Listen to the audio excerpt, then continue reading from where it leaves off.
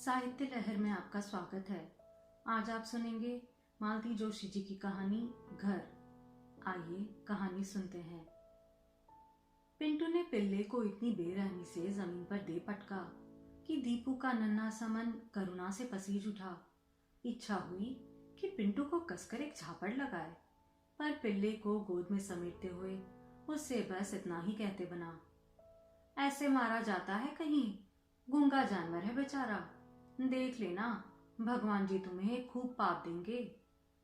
लेकिन इतनी सी बात पर भी दोनों भाई बहन उस पर चढ़ बैठे।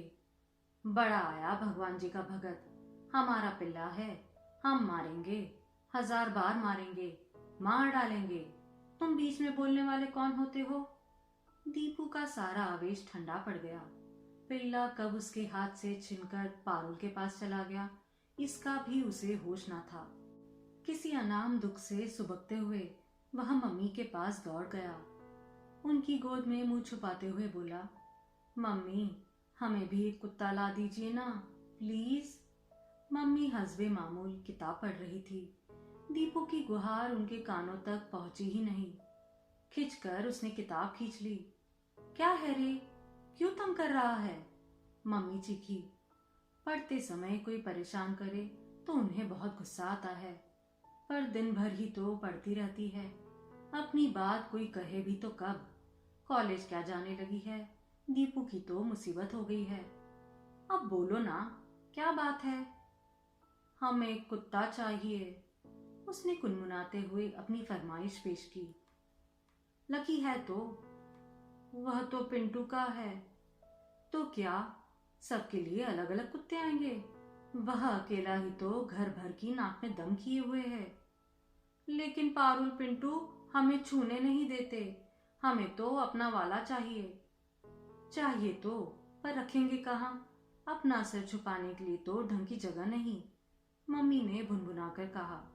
दीपू ने अपने चारों ओर देखा। मम्मी ठीक ही तो कहती है, कितना छोटा सा तो कमरा है, वो तो दीपू की खटिया दिन भर मम्मी के पलंग के नीचे बनी रहती है, नहीं तो हिलने की भी जगह ना रहे। नानी का पूजा वाला कमरा तो है, उनकी खाट, और ठाकुर जी तो अब स्टोर रूम में पहुंच गए हैं, नहीं तो शायद इसी कमरे में उनकी खुल्ल खुल्ल खांसी भी रात भर सुननी पड़ती। मम्मी तो फिर से अपनी पुस्तक में खो गई थी। दीपू उनकी गोद में पड़ा पड़ा सोचता रहा। फिर कुछ देर बाद उठकर बाहर चला आया। कंपाउंड में पिंटू के दोस्त जुड़ आए थे, शायद क्रिकेट खेलेंगे। अपमान का घाव ताजा था, इसलिए वह चुपचाप बरामदे में खड़ा निमंत्रण की राह देखता रहा। लेकिन पिंटू के पास ढेर से साथी थे, वह नक्कू क्यों बनने लगा। उनका खेल मजे से शुरू हो गया, फिर वहां खड़े रहना दीपू को बड़ा दयनीय सा लगने लगा। वह हॉल में चला आया। गोल मेज पर ढेर सारी पत्रिकाएं पड़ी थी, उन्हें लेकर वह सोफे पर बैठ गया और तस्वीरें देखने लगा। सबका बच्चों वाला पेज उसने पढ़ डाला, कविताएं रट ली, पहेलियों के उत्तर याद कर लिए। अब कोई भी पूछेगा तो पिंटू और पारुल मुंह ताकते रह जाएंगे, राजा बेटा तो दीपू ही बनेगा। दीपू जी सोफे पर पैर लेकर नहीं बैठते, कितनी बार मना किया है। उसने चौंक कर देखा। मामी जी पता नहीं कब कमरे में आ गई थी, पता नहीं कब उसने पैर ऊपर कर लिए थे। अनजाने में ही हो जाता है सब। वह चुपचाप बैठा अपराधी भाव से मामी जी को देखता रहा, जो यहाँ वहां से कागज के टुकड़े बिन रही थी। मामी जी, उसने साहस बटोरते हुए कहा, पिंटू हवाई जहाज बना रहा था ना, यह कचरा उसी का फैलाया हुआ है। कोई भी फैलाए बेटा, डांट तो हम ही को खानी है, मामी जी ने कसैले स्वर में कहा। तो उसे लगा व्यर्थ ही अपनी सफाई देता रहा वह। मामी जी को आजकल उसकी कोई भी बात अच्छी नहीं लगती। पहले वाला लाड़ प्यार जाने कहाँ चला गया। होता क्या है कि बच्चे चाहे लड़ाई करे चाहे शरारत, नानी जी उसका पक्ष ले लेती है और डांट पड़ती है पिंटू पर, पारुल पर। मामा जी भी अपने बच्चों को ही घुड़क देते हैं, उससे कोई कुछ नहीं कहता, इसलिए हर बार मामी जी का मुंह फूल जाता है। बच्चे भी उससे कट जाते हैं। इससे तो अच्छा है थोड़ी डांट पड़ जाए तब इतना अकेला तो नहीं पड़ जाएगा वह। इससे तो सचमुच गांव में अच्छा लगता था। डांट पड़ती तो सबको एक साथ, दादाजी खुश हो जाते तो सबको एक एक चवन्नी इनाम मिलती। तब कुल्फी वाले की राह देखने में कितना मजा आता। दूर से ही उसकी साइकिल की घंटी बजती और सब दौड़ पड़ते। यहाँ तो कुल्फी का नाम भी ले लो तो गजब हो जाए। गांव में सचमुच आनंद था। खूब लंबा चौड़ा घर, दूर दूर तक फैले खेत, बच्चे कहाँ समा जाते पता ही नहीं चलता। मजे से कुएं पर नहा रहे हैं, गन्ना चूस रहे हैं, पेड़ से कच्ची अंबिया तोड़ रहे हैं, कोई रोकता नहीं था। ना दिन भर जूते मोजे पहनने की बंदिश थी, ना बार बार सॉरी और थैंक यू कहने का झंझट। डाइनिंग टेबल पर करीने से बैठकर तमीज से खाना खाने का सिरदर्द भी नहीं था। बस जब भी भूख लगी दादी के गले में बाहें डाल दी या ताई जी की साड़ी से लिपट गए, फौरन मम्मी को हुक्म हो जाता, वह चुपचाप थाली लगाकर ले आती। यहाँ तो डांटने ही लग जाती है, जाने कौन से अकाल से चला आया है, दिन भर भूख भूखी चलाया करेगा। अब उसे बार बार भूख लगाती है तो वह क्या करे। अंग्रेजी स्कूल की समस्या न होती तो वह गांव में ही बना रहता। मम्मी चाहे यहाँ चली आती, यहाँ उसे जरा अच्छा नहीं लगता है। मम्मी सुबह कॉलेज चली जाती है, दिन भर या तो पढ़ती है या बुनाई लेकर बैठ जाती है। पापा को लंबी लंबी चिट्ठियां लिखने का काम और पाल लिया है। अब दीपू को भूख लगती है तो वह किससे कहे। मामी जी के पास जाने की हिम्मत नहीं पड़ती। नानी माँ लाड़ तो सब करती है पर उनसे होता हवाता कुछ नहीं है, बस बैठे बैठे ऑर्डर दिया करती हैं। मम्मी ने तो जैसे किचन में जाने की कसम खा ली है। यह भी नहीं होता कि एक आध बार नानी को चाय ही बना दे। कभी कभार मम्मी रसोई में चली जाया करे तो दीपू की भी पहुंच वहां हो जाए। कितने दिन हो गए हैं उसे आटे की लोई से चिड़िया बनाए हुए। भिंडी के डंठलों से दीवार पर चित्रकारी करना भी वह जैसे भूलता जा रहा है। ताजे उबले आलू में नमक लगाकर खाने की बड़ी इच्छा होती है पर मन मारकर रह जाता है। कढ़ाई में सिकते हुए मूंगफली के दानों की सुगंध से उसके मुंह में पानी भर आता है। पिंटू उसके हिस्से के 4-6 दाने उसे पकड़ा भी जाता है पर उससे मन कहाँ भरता है। मन में तो यही लगा रहता है कि उस पिंटू के बच्चे ने जरूर बेईमानी की होगी। नारियल की गरी कसने के बाद जो सफेद सफेद सा मीठा हिस्सा बचा रहता है, घर पर हमेशा उसके ही हिस्से आता था, पर यहाँ तो 3-3 दावेदार है। उसे पिंटू की तरह झपटना भी तो नहीं आता। मम्मी का डर बना रहता है, फिर पेटू कहलाने की चिंता भी हमेशा उसके सर पर सवार रहती है। सोफे पर पाँव रखा तो लोग कैसे कैसे देखने लगते हैं, फिर खाने के लिए जिद करना तो बहुत बड़ी बात है। होमवर्क करते करते वहीं बिस्तर पर पसर गया था वह। थोड़ी देर बाद आंखें खुली तो देखा मम्मी शीशे के सामने खड़ी जूड़ा बांध रही है। कहाँ जा रही हो मम्मी? जाना कहाँ है रे, यूं ही घूमने। हम चले? चलो। फटाफट तैयार होकर वह बाहर आया तो देखा पिंटू और पारुल मम्मी से झूल रहे हैं। बुआ, पार्क जा रही हो, हम भी चलें? और बस मम्मी ने हाँ कर दी। दोनों उछलते हुए कपड़े बदलने चले गए। इतना गुस्सा आया उसे, मना क्यों नहीं कर दिया।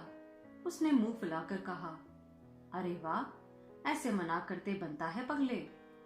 हमसे कट्टी है दोनों की, दिन में 10 बार तो तुम्हारी कट्टी होती है। अच्छा चलो, हम दोस्ती करवा देंगे। दोस्ती हो तो गई पर घूमने का सारा मजा किरकिरा हो गया। थोड़ी देर को मम्मी के साथ एक अलग दुनिया बसाने की सोच रहा था, सब चौपट हो गया। अब पूरे रास्ते पिंटू पटर पटर बोलता जाएगा। पारुल तो ऐसे चिपट जाएगी जैसे उसी की अपनी मम्मी हो। पार्क में मम्मी कहानी भी सुनाएगी तो पारुल गोद में चढ़ी रहेगी।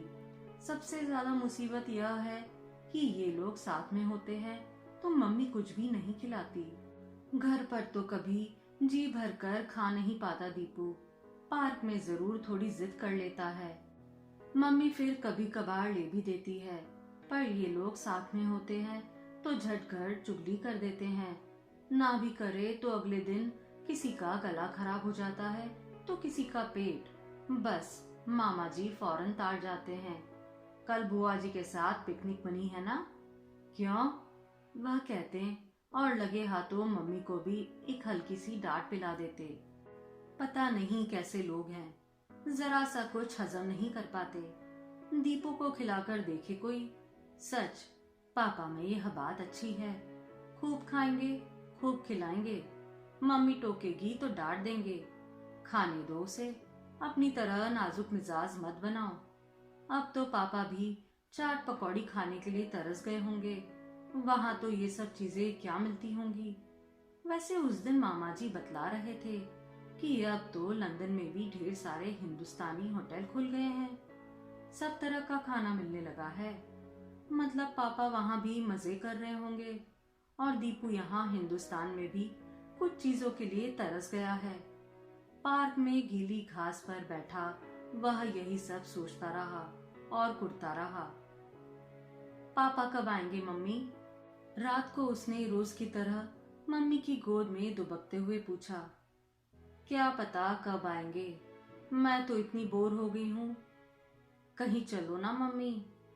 कहाँ चलेंगे बेटा? मम्मी ने हताश स्वर में कहा।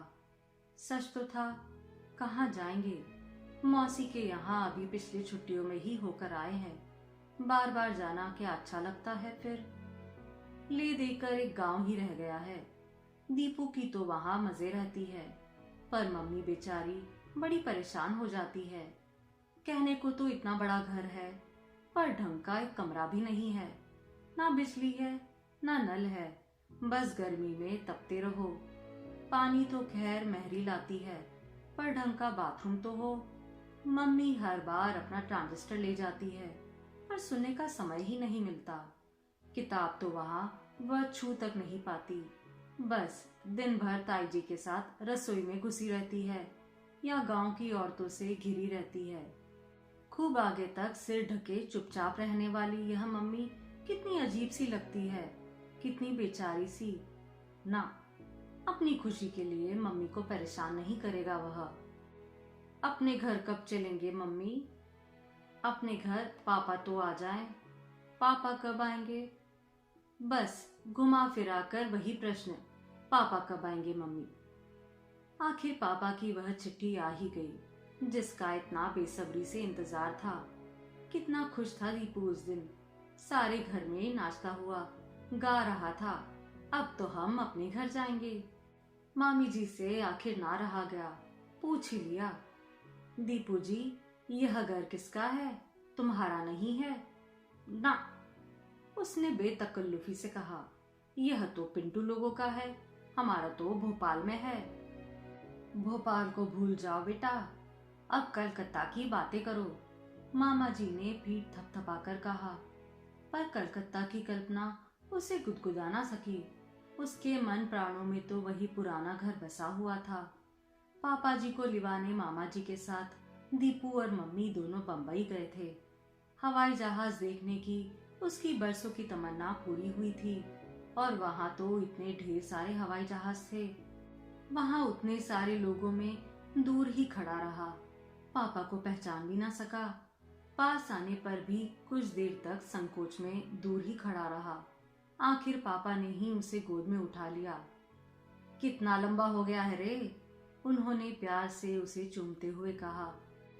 वह धीरे धीरे पापा के गालों को छूकर देखता रहा, फिर धीरे से बोला, पापा अपन अब घर चलेंगे ना?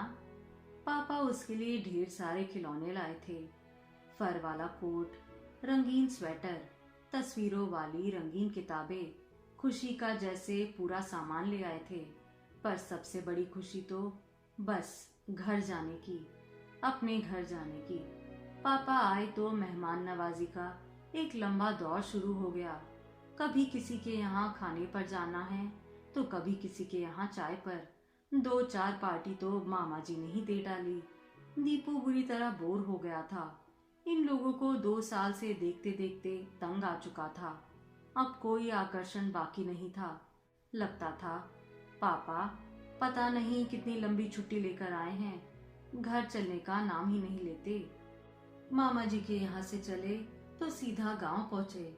वहां भी तो इंतजार हो रहा था। दादी ने पता नहीं कितनी कैसी कैसी पूजा रखवा रखी थी। गांव पहुंचते ही वह खटराग शुरू हो गया। मिलने वालों का यहाँ भी तांता लगा रहा। पापा इंग्लैंड क्या हो आए, जैसे अजूबा बन गए। दादी तो उन्हें ऐसे देखती कि बस रोज शाम को नजर उतारी जाती। मम्मी कोने में छिपकर हंसती रहती। राम राम करके चलने का दिन आया तो सबकी आंखें गीली हो रही थी।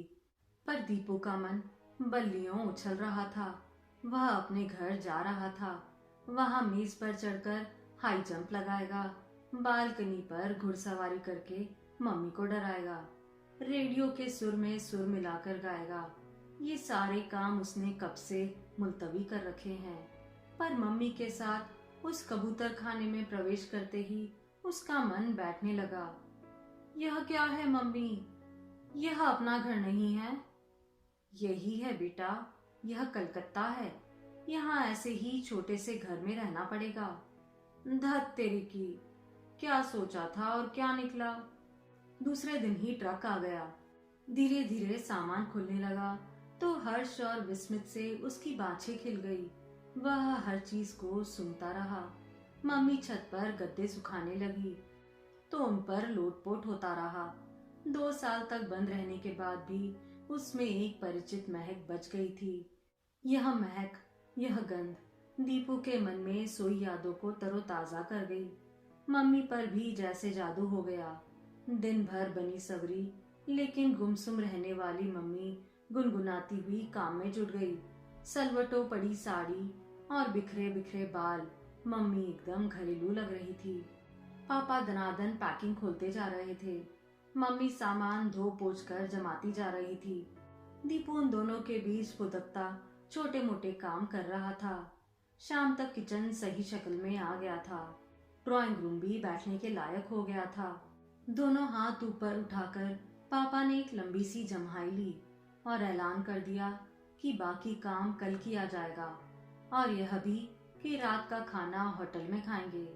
एकदम घर में उत्सव का सा वातावरण बन गया। उसके हाथ मुंह खूब अच्छे से धुलवाकर मम्मी ने उसे नए लंदन वाले कपड़े पहना दिए और खुद नहाने चली गई। पापा वॉश बेसिन के सामने खड़े होकर शेव बनाने लगे। नाइट सूट पहनकर शेव बनाते पापा उसे बड़े अपने से लगे। उनका यह रूप तो वह भूलता जा रहा था। जब से आए थे पापा बढ़िया सूट में सजे धजे ही घूम रहे थे। लोगों से धीमी धीमी आवाज में बात करते पापा, नानी के सामने बड़े अदब कायदे में रहने वाले पापा उसे मेहमान से ही लग रहे थे।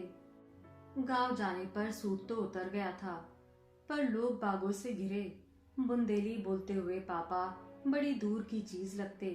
कभी दादी की गोद में सिर रखकर लेट जाते तो कभी ताई जी के पल्लू से हाथ पोंछने लगते। उस समय वे बिल्कुल बच्चे कैसे लगते, पापा तो बिल्कुल ही नहीं। सुनो, मम्मी नहाकर आ गई थी। वह गीजर ठीक से काम नहीं कर रहा।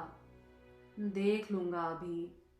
गैस कंपनी को कल याद करके फोन तो कर दोगे ना? Yes, by all means. Deepu के स्कूल का क्या करें? मिड सेशन में एडमिशन तो मिल जाएगा ना? देख लेंगे, ढेरों स्कूल है यहाँ, कहीं ना कहीं तो मिल ही जाएगा। कहीं ना कहीं नहीं जी, अच्छा स्कूल चाहिए। अच्छा, दूध का क्या करेंगे? डेयरी वाले घर दे जाते हैं क्या? पड़ोस में पूछ लो। काम के लिए भी तो किसी को तलाशना होगा, कोई छोकरा या आया। ओफो, क्या यह सब आज ही की तारीख में तय करना जरूरी है? पापा एकदम झल्ला पड़े। और क्या, हर काम मुझे ही करना होगा? कम से कम मेहरी का इंतजाम तो तुम कर सकती हो। अड़ोस पड़ोस में शरीफ लोग बसते हैं, जाकर पूछ लो। मम्मी तो एकदम सुबकने ही लगी। ओफो, पापा ने बेजारी से कहा और मम्मी के पास चले आए। एक गाल पर साबुन का झाग फैला हुआ, दूसरा सफाचट। पेटीकोट ब्लाउज के ऊपर तौलिया लपेटे मम्मी, शंकर जी की तरह बालों का जूड़ा बनाया हुआ। सच, देखकर इतनी हंसी आई दीपू को। वह बाहर गैलरी में आकर देर तक हंसता रहा। मन इतना हल्का हो गया। घर अब सचमुच घर बनता जा रहा था। आप सुन रहे थे मालती जोशी जी की कहानी घर।